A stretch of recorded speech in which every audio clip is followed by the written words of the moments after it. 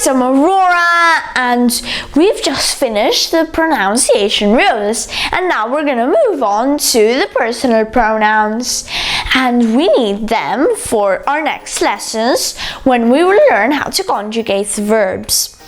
So the personal pronouns are a substitute to the noun. So in other words, Lily eats a cake becomes she eats a cake, and she is the substitute to Lily. Today I'm only gonna explain to you the personal pronouns, which have a function of subject who is doing the action. So let's start. Io is I, tu is you, lui, lei, and esso is he, she, it. Noi is we, voi is you in the plural, and loro is they.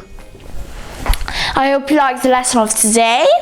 Put a thumbs up if you liked the video, subscribe, and remember, verde, bianco, rosso. Bye!